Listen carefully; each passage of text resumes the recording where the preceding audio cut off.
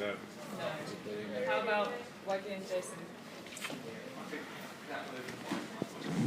More powerful? Yeah. Only a little bit. Only a tiny bit. The book adds a little bit more as well. Nice. What if we add you two into the picture? Does that feel like a much more sort of powerful group all of a sudden? Yeah. It does, doesn't it? Does it feel more powerful when there's more of you standing there? Yeah, it's all backed up.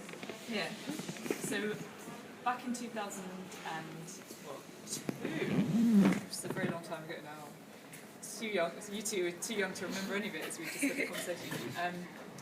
There were 200,000 times this amount of people in one big group marching in London. There was 1 million people in the streets in London. You can sit down now. I'm going to stand.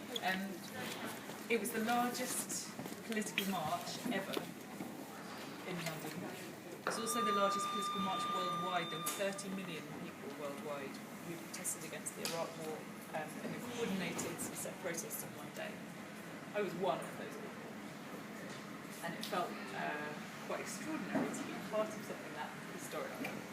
And it felt that anything was possible, that we could achieve this goal of stopping the US and the UK going to war in Iraq. It felt like with that many people behind us, how could we not? And I just read, actually, I was trying to remind myself of it to make sure that I wasn't misremembering, because it was so long ago. And I read a little piece from The Observer, which I think was really interesting. It feels like something from the Canterbury Tales. It said about all the people who were there, as well as the usual suspects, CND, Socialist Workers' Party, the anarchists, there were nuns, toddlers, women barristers, the Eton George Orwell Society, archaeologists against the war, Walthamstow Catholic Church, the Swaffham Women's Choir, and Notts County supporters say make love not war, and a home win against Bristol would be nice too. There were country folk and lecturers, dentists and poulterers, a hairdresser from Cardiff and a poet from Cheltenham. And it did feel like there was just this extraordinary mass of people from all sorts of backgrounds, all sorts of race and religion and everything all coming together. And I was quite politically motivated at the time, and this felt like the best thing. The powers of the people. And of course, as we know, it didn't work.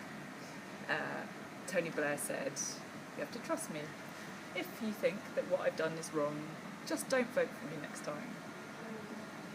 Well, this was extraordinarily disappointing, deflating, I think, to feel that so many people could feel so strongly about something, and yet the people who are our democratically elected leaders can just ignore that entirely and actually say, I'm more important, and my one brain is more important than your millions of brains.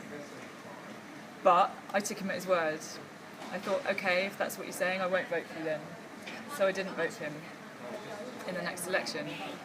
But of course in this country we have first past the post voting. So most of us, our vote never counts. In fact, I was voting at the time, I was living at my parents' house, and I was voting in a solidly Tory area, so whether or not I voted for the Labour Party had absolutely no difference on any such outcome whatsoever. And I think we were asking this morning what it is that makes you radical, why you become radical and why some of us don't become radical. And I think when something like that happens, when your illusions about what you can achieve through your own action politically are so absolutely shattered, and you feel like despite everything you choose to do, nothing makes any difference, it's very easy then just to retreat away from it and to shrug your shoulders and to say, I can't change anything. Or just to retreat into your own little bit of the world and say, I can change things on a very small level. I can change who I buy my food from, and how I live, and how I give money to charity, and not doing bad in the world in my own small way. But in terms of taking direct action to make big changes, for me, that is the day I can pinpoint, that day of that march, and say, that's when I stopped thinking it was possible.